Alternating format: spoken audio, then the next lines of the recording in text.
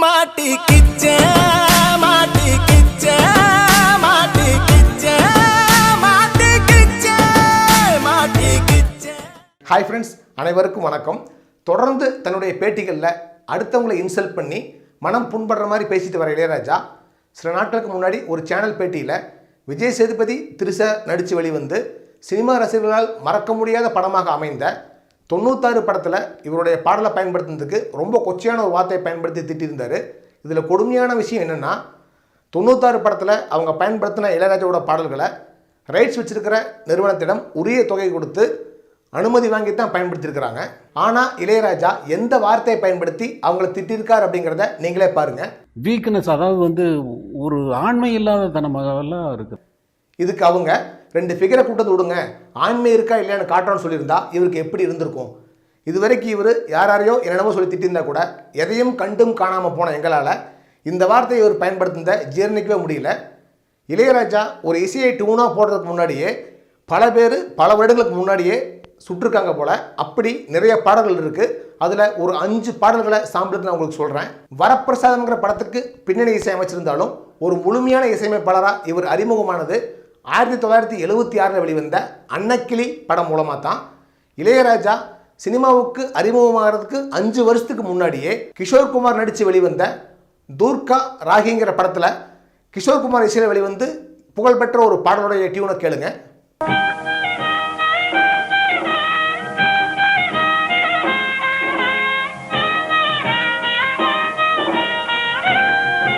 இந்த பாட்டு வெளிவந்து 7 வருஷத்துக்கு அப்புறம் 1978 இளையராஜா இசையில் வெளிவந்த கிழக்கே போகும் ரயில் படத்தில் இடம்பெற்ற ஒரு சூப்பர் ஹிட் பாடலையும் நீங்க கேளுங்க.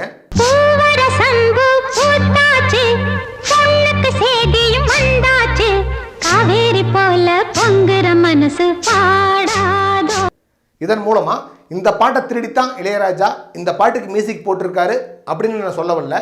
எப்படி இளையராஜாவுடைய டியூனுக்கு 7 வருஷத்துக்கு முன்னாடியே அட்வான்ஸாக அதே மாதிரியான ஒரு டியூனை கிஷோர் குமார் போட்டிருக்காரு அப்படின்னு தான் நான் ஆச்சரியப்படுறேன். அப்புறம் இளையராஜா ஆர்கெஸ்ட்ரா ட்ரூப்ஸ் யாரும் இவருடைய பாடல்களை பாடக்கூடாதுன்னு சொல்லியும், குறிப்பாக எஸ்பி பாலசுப்ரமணியம் மேடையில் இவருடைய பாடல்களை பாடக்கூடாதுன்னு சொல்லியும் அவருக்கு வக்கீல் நோட்டீஸ் அனுப்பிச்சு பரபரப்பை கிளப்பியிருந்தார். எப்படி இவர் இப்படி கூசாமல் இந்த பாடல்கள் எல்லாம் தனக்கு தான் சொந்தம் அப்படின்னு சொல்கிறாருங்கிறது புரியல. ஒரு படத்துக்கு இசையமைக்கிறதுக்கு தயாரிப்பாளர்கிட்ட பணம் வாங்கிட்டு தான் மியூசிக் போடுறாரு. அதாவது தன்னுடைய இசையை பணம் வாங்கிட்டு அந்த தயாரிப்பாளருக்கு வித்துறாரு. அப்போ இவருடைய மியூசிக் அந்த தயாரிப்பாளருக்கு தானே சொந்தம். அது மட்டும் இல்லாமல் கண்ணதாசன், வாலி, வைரமுத்து இவங்களை தவிர இவருடைய டியூனில் பாடல் எழுதின எல்லா பாடலாசிரியர்களுமே தங்களுடைய அற்புதமான பாடல் வரிகளால் இவருடைய டியூனுக்கு உருவம் கொடுக்குறாங்க. மறைந்த அற்புதமான பாடகர், குரல் வித்தகர் Malaysia Vasudevan, SP Balasubrahmanyam, S Janaki, P Susheela, Chitra, Mano இவங்களை இல்லாமல் இளையராஜாவுடைய டியூனுக்கு பாடிய எல்லா பாடகர்களுமே தங்களுடைய வசீகரிக்கும் குரலால் இவருடைய டியூனுக்கு உயிர் கொடுத்துருக்குறாங்க.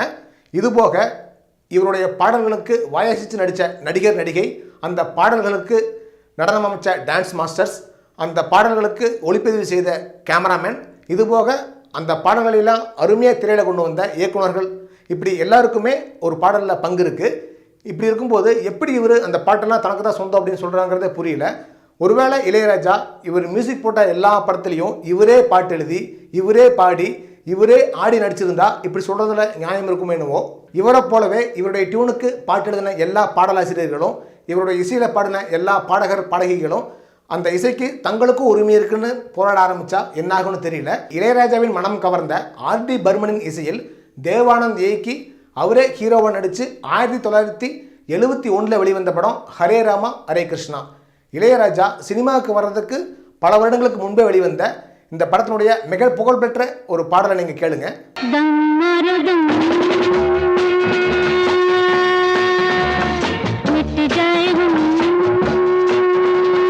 இந்த பாடல் வெளிவந்து 11 வருஷத்துக்கு அப்புறம் 1982 இளையராஜா இசையில் வெளிவந்த படம் கோபுரங்கள் சாய்வதில்லை. அந்த படத்தில் இடம்பெற்ற ஒரு சூப்பர் ஹிட் பாடலையும் நீங்கள் கேளுங்க.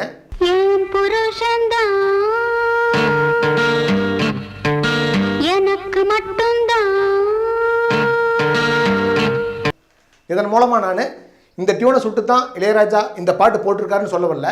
எப்படி இந்த டியூன் ரெண்டுமே ஒரே மாதிரி இருக்குது அப்படின்னு பிரமிக்கிறேன். அன்னையிலிருந்து இன்னைக்கு வரைக்கும் சினிமாவில் சென்னையை காட்டணும் அப்படின்னா சிம்பாலிக்காக எல்ஐசி பில்டிங்கை தான் காட்டுறாங்க.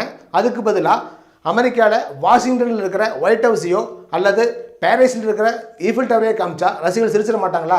அதுபோல தான் 96 படத்தில் 1980 இசையை ரசிகர்களுக்கு ஃபீட் பண்ணுறதுக்காக முறைப்படி அனுமதி வாங்கி அந்த பாடல்களை பயன்படுத்தியிருக்கிறாங்க. இதே போல தான் சில வாரங்களுக்கு முன்பு வந்த மெகந்தி சர்க்கஸ் படத்துலையும் இளையராஜாவுடைய இசையை பயன்படுத்தியிருந்தாங்க. நூற்றாண்டு கடந்து விட்ட தமிழ் சினிமாவில் இதுவரைக்கும் எத்தனையோ இசை ஜாம்பவான்கள் படங்களுக்கு இசையமைச்சிருக்கிறாங்க.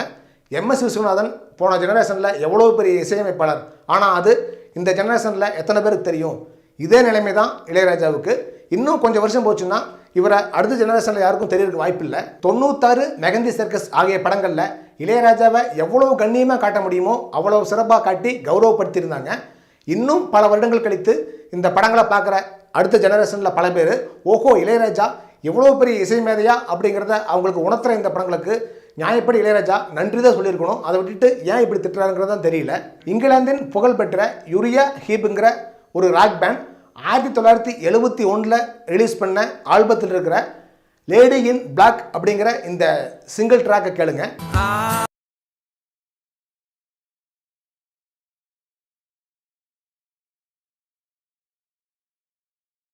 கேட்டிங்களா? இப்போ 1979 கமலஹாசன் நடித்து இளையராஜா இசையில் வெளிவந்த கல்யாணராமன் படத்தினுடைய சூப்பர் ஹிட் பாடலையும் கேளுங்க.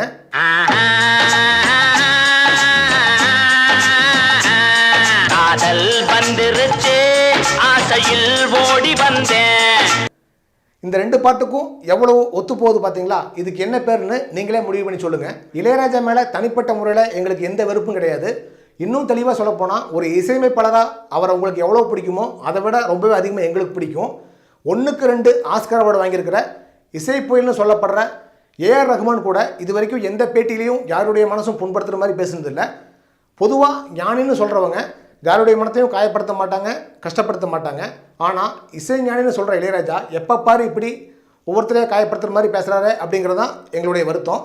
இந்த இன்டர்வியூவில் இசையை பற்றி இவர் என்ன சொல்லியிருக்காருன்னு நீங்களே பாருங்கள். இசை என்பது கர்நாடக இசை மட்டும் அல்ல, இசை என்பது இந்துஸ்தானி மியூசிக் மட்டும் அல்ல, இசை என்பது வெஸ்டர்ன் கிளாசிக்கல் மியூசிக் மட்டும் அல்ல, இசை என்பது ஜாஸ் மியூசிக் மட்டும் அல்ல. இது எவ்வளோ சத்தியமான வார்த்தை அப்படிங்கிறது முதல்ல எங்களுக்கு புரியல.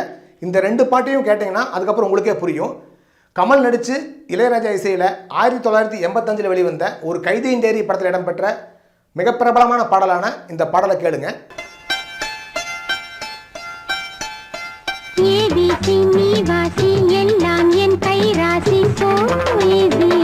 இந்த பாடல் வெளிவரதுக்கும் பல வருடங்களுக்கு முன்பே ஜார்ஜ் பிசெட்டுங்கிற மியூசிக் ஜாம்பவனுடைய இசைக்குறிப்புக்கு போடப்பட்டிருக்கிற டியூனையும் கேளுங்க.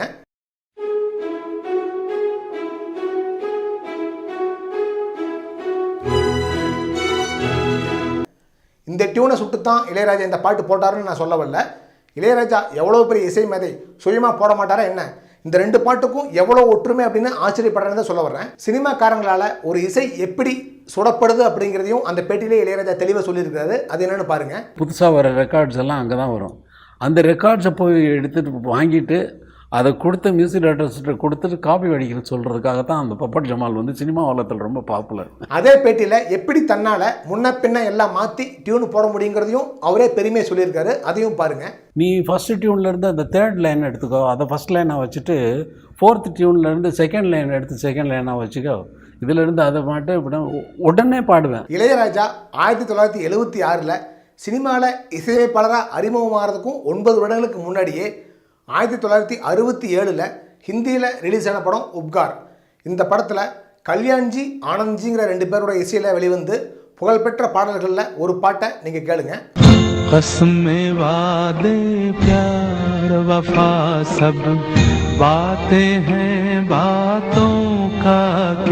இந்த பாடல் வெளிவந்து 17 வருஷத்துக்கு அப்புறம் 1984 இளையராஜா இசையமைச்சு வெளிவந்த படம் நீங்கள் கேட்டவை. இந்த படத்தில் இடம்பெற்ற ஒரு பாடலையும் கேளுங்க. கனவு காணும் வாழ்க்கையாவும் கலைந்து போகும் கோலங்கள். ஸோ இந்த பாடலை திருடி தான் இந்த பாட்டுக்கு இளையராஜா மியூசிக் போட்டிருக்கிறாரு. அவருடைய இந்த செயலும் அது உன்னுடைய ஆண்மை இல்லாதத்தனம் அப்படின்னு நான் சொல்ல வரல. அப்படி சொன்னால் அப்புறம் அவருக்கு எனக்கு என்ன வித்தியாசம்? அதுவும் இல்லாமல் இசைங்கிறதே 7 சுரங்களுக்குள்ள உள்ளது தான். இந்த ரெண்டு பாட்டுக்குள்ளேயும் எவ்வளோ ஒரு நெருக்கம் பாருங்க அப்படின்னு சொல்ல வர்றேன். ஒரு முக்கியமான விஷயம், இந்த வீடியோவில் நாங்கள் சில நொடிகளை பயன்படுத்தியிருக்கிற பாடல்களில் ஏதாச்சும் காப்பிரைட் கிளைம் ஆச்சுன்னா மியூட் ஆகிடும். அப்படி நீங்கள் பார்க்கும்போது ஏதாவது பாடல்கள் மியூட்டாக இருந்ததுன்னா சம்மந்தப்பட்ட வீடியோ லிங்கில் போய் செக் பண்ணி தெரிஞ்சுக்குங்க. இப்போ நாங்கள் சொல்லியிருக்கிறது ஜஸ்ட் 5 பாடல்கள் தான். இது மாதிரி இன்னும் ஏகப்பட்ட பாடல்கள் இருக்குது. தொடர்ந்து மற்ற பாடல்களை பற்றி வீடியோ வெளியிடுறது எங்கள் கையில் இல்லை, அது இளையராஜாவோட வாயில் தான் இருக்குது. திரும்பவும் அவர் யாரையாச்சும் பற்றி தரக்குறைவாக பேசினார்னா அதை பார்த்து காண்டாச்சுன்னா நாங்கள் திரும்பவும் வீடியோ போட வேண்டியது வந்தாலும் வரலாம். இந்த நிகழ்ச்சி பிடிச்சிருந்தா லைக் பண்ணுங்கள், பிடிக்கலையா டிஸ்லைக் பண்ணுங்கள். இந்த நிகழ்ச்சி சம்மந்தமாக ஏதாவது கருத்து சொல்லணும் அப்படின்னா கமெண்ட் பண்ணுங்கள். நீங்கள் பார்த்து ரசித்த இந்த நிகழ்ச்சியை உங்கள் ஃப்ரெண்ட்ஸும் ரசிக்கணும்னா ஷேர் பண்ணுங்கள். இது வரைக்கும் கோவை சினிமா சேனலுக்கு சப்ஸ்கிரைப் பண்ணாதவங்க சப்ஸ்கிரைப் பண்ணிவிட்டு பக்கத்தில் இருக்கிற பெல் பட்டனையும் அமுத்துனீங்கன்னா எங்கள் நிகழ்ச்சிகள் நாங்கள் அப்டேட் பண்ணோன்னே நீங்கள் பார்த்து ரசிக்கலாம். தேங்க்ஸ் ஃபார் வாட்சிங். நன்றி, வணக்கம்.